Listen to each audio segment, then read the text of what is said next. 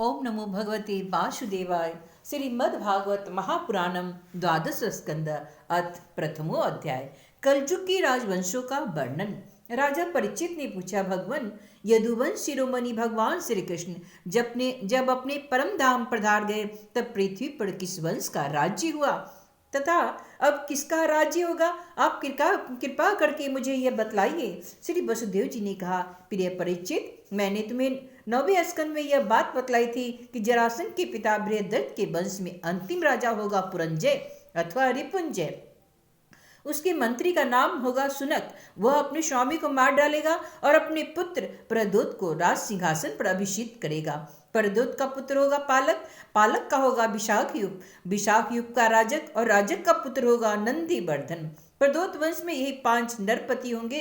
इनकी संज्ञा होगी प्रद्योतन। ये 138 वर्ष तक पृथ्वी का उपभोग करेंगे। इसके पश्चात शिशुनाग नाम का राजा होगा। शिशुनाग का काकवर्ण, उसका क्षेमधर्मा और क्षेमधर्मा का पुत्र होगा क्षेत्रज्ञ। क्षेत्रज्ञ का विदिशार, उसका अजातशत्रु, फिर दर्भक और दर्भक का पुत्र अजय। अजय से नंदीवर्धन और उससे महानंदी का जन्म होगा। शिशुनाग वंश में 10 राजा होंगे। ये सब मिलकर कलयुग में 360 वर्ष तक पृथ्वी पर राज्य करेंगे। प्रिय परीक्षित, महानंदी की शुद्रा पत्नी के गर्भ से नंद नाम का पुत्र होगा। वह बड़ा बलवान होगा। महानंदी महापद नामक निधि का अधिपति होगा, इसलिए लोग उसे महापद भी कहेंगे। वह क्षत्रिय राजाओं के विनाश का कारण बनेगा। तभी से राजा लोग प्रायः शूद्र और अधार्मिक हो जाएंगे। महापद पृथ्वी का एक छत्र शासक होगा। उसकी शासन का उल्लंघन कोई नहीं कर सकेगा। क्षत्रियों के विनाश के हेतु होने की दृष्टि से तो उसे दूसरा परशुराम ही समझना चाहिए। उसके सुमाल्य और आदि 8 पुत्र होंगे। वे सभी राजा होंगे और 100 वर्षों तक पृथ्वी का उपभोग करेंगे। कौटिल्य, वात्स्यायन और चाणक्य के एक नाम से प्रसिद्ध एक ब्राह्मण विश्वविख्यात नंद और उनके सुमाल्य आदि 8 पुत्रों का नाश कर डालेगा। उनका नाश हो जाने पर कलयुग में मौर्य वंशी नरपति पृथ्वी का राज्य करेंगे। वही ब्राह्मण पहले पहले चंद्रगुप्त मौर्य को राजा के पद पर अभिषिक्त करेगा। चंद्रगुप्त का पुत्र होगा बाड़ीशार और बाड़ीशार का होगा अशोकवर्धन। अशोकवर्धन का पुत्र होगा सुयश, सुयश का संगत, संगत का सालयुग और सालयुग का सोम शर्मा, सोम शर्मा का सद्धन्वा और सद्धन्वा का पुत्र बृहदर्थ होगा। कुरुवंश विभूषण परीक्षित, मौर्य वंश के 10 नरपति कलयुग में 137 वर्ष तक पृथ्वी का उपभोग करेंगे। बृहदर्थ का सेनापति होगा पुष्यमित्र शुंभ। वह अपने स्वामी को मारकर स्वयं राजा बन बैठेगा। पुष्यमित्र का अग्निमित्र और अग्निमित्र का सुज्येष्ठ होगा। सुज्येष्ठ का वसुमित्र, वसुमित्र का भद्रक और भद्रक का पुलिंद और पुलिंद का घोष और घोष का पुत्र होगा ब्रजमित्र। ब्रजमित्र का भागवत और भागवत का पुत्र होगा देवभृति। श्रृंग वंश के 10 नरपति 112 वर्ष तक पृथ्वी का पालन करेंगे। परीक्षित, शुंग वंशी नरपतियों का राज्यकाल समाप्त होने पर पृथ्वी कनवंशी नरपतियों के हाथ में चल जाएगी। कनवंशी नरपति अपने पूर्ववर्ती राजाओं की अपेक्षा कम गुण वाले होंगे। शुंग वन का अंतिम नरपति देवभूति बड़ा ही लंपट होगा। उसे उसका मंत्री कनवंशी वसुदेव मार डालेगा और अपनी बुद्धि बल से स्वयं राज्य करेगा। वसुदेव का पुत्र होगा भूमित्र, भूमित्र का नारायण, नारायण का सुशर्मा, सुशर्मा बड़ा यशस्वी होगा। कन्यवंश के 4 नरपति कनवायन कहलाएंगे और कलयुग में 345 वर्ष तक पृथ्वी का उपभोग करेंगे। प्रिय परीक्षित, कन्यवंशी सुशर्मा का एक शूद्र सेवक होगा बलि। वह अंध जाति का एवं बड़ा दुष्ट होगा।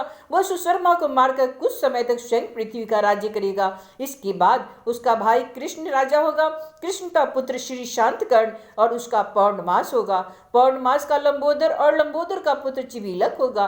चिविलक का मेघ स्वाति, मेघ स्वाति का अटमान, अटमान का अनिष्टकर्मा, अनिष्टकर्मा का हालय, हालय का तलक, तलक का पुरीभिरु और पुरीशभिरु का पुत्र होगा राजा सुनंदन। परीक्षित, सुनंदन का पुत्र होगा चकोर, चकोर के 8 पुत्र होंगे और सभी बहु कहलाएंगे। इनमें सबसे छोटे का नाम होगा शिवस्याति। वह बड़ा वीर होगा और शत्रुओं का दमन करेगा। शिवस्याति का गोमती पुत्र और उसका पुत्र होगा पुरीमान, पुरीमान का मेधशिरा, मेधशिरा का शिव स्कंद, शिव स्कंद का यज्ञश्री, यज्ञश्री का विजय और विजय के 2 पुत्र होंगे चंद्रवीर और लोमधी। परीक्षित, ये 30 राजा 456 वर्ष तक पृथ्वी का राज्य भोगेंगे। परीक्षित, इसके पश्चात अवभूति नगरी के 7 आभीर, 10 गर्दभी और 16 कंक पृथ्वी का राज्य करेंगे। ये सब के सब बड़े लोभी होंगे। इनके बाद 8 यवन और 14 तुर्क राज्य करेंगे।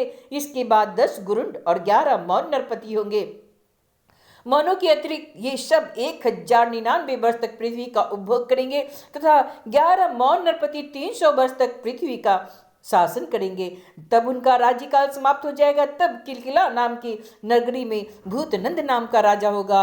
भूतनंद का बंगिरी का भाई शिशुनंदी और यशोनंदी और प्रपीरक ये सब 106 वर्ष तक राज्य का भोग करेंगे। इनके 13 पुत्र होंगे और वे सब के सब बाहिक कहलाएंगे। इसके पश्चात पुष्पमित्र नामक क्षत्रिय और उसके पुत्र दुर्मित्र का राज्य होगा।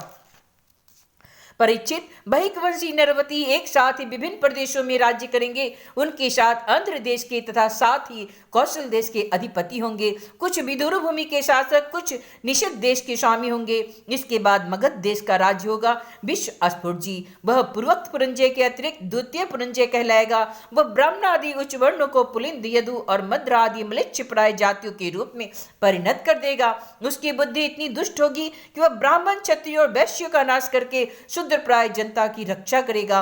वह अपने बलबीरी से क्षत्रियों को उजाड़ देगा और पद्मवती पुरी की राजधानी बनाकर हरिद्वार से लेकर प्रयाण पर्यंत सुरक्षित पृथ्वी का राज्य करेगा। परीक्षित जो जो घोर कलयुग आता जाएगा त्यों त्यों सौराष्ट्र, अवंती, आभीर, सूर, अबुद्ध और मालव देश के ब्राह्मणगण संस्कार शून्य हो जाएंगे तथा राजा लोग भी शूद्र तुल्य हो जाएंगे। सिंधु तट, चंद्रभागा का तटवर्ती प्रदेश, कौंतीपुरी और काश्मीर मंडल पर प्राय शूद्रों का संस्कार एवं ब्रह्म तेज से ही नाम मात्र के दुजों का और मलेच्छों का राज्य होगा। परीक्षित ये सब के सब राजा आचार विचार में मलेच्छ प्राय होंगे। ये सब एक ही समय भिन्न भिन्न प्रांतों में राज्य करेंगे। ये सब के सब परले सिरे की झूठे, अधार्मिक और स्वल्प दान करने वाले होंगे। छोटी छोटी बातों को लेकर ही ये क्रोध के मारे आग बबूला हो जाया करेंगे। ये दुष्ट लोग स्त्री, लंपट, बच्चे, गौवे, ब्राह्मणों को मारने में भी नहीं हिचकेंगे। दूसरे की स्त्री और धन हत्या लेने के लिए ये सर्वदा उत्सुक रहेंगे। न तो इन्हें बढ़ते देरी लगेगी और न ही इन्हें घटते। क्षण में रुष्ट तो क्षण में तुष्ट। इनकी शक्ति और आयु थोड़ी होगी। इनके परंपरागत संस्कार नहीं होंगे। वे अपने कर्तव्य कर्म का पालन नहीं करेंगे। रजोगुण और तमोगुण के अंधे बने रहेंगे। राजा के बीच में मलेच्छ होंगे। वे लूट खसोट कर अपनी प्रजा का खून चूसेंगे। जब वैसे लोगों का शासन होगा तो देश की प्रजा तो वैसे ही स्वभाव, आचरण और भाषण की वृद्धि हो जाएगी। राजा लोग तो उनका शोषण करेंगे ही, वे आपस में भी एक दूसरे को उत्पीड़ित करेंगे और अंततः सबके सब नष्ट हो जाएंगे। इति श्री मद्भागवते महापुराणे परमहंस्यां संहितायां द्वादश स्कंदे प्रथमो अध्याय।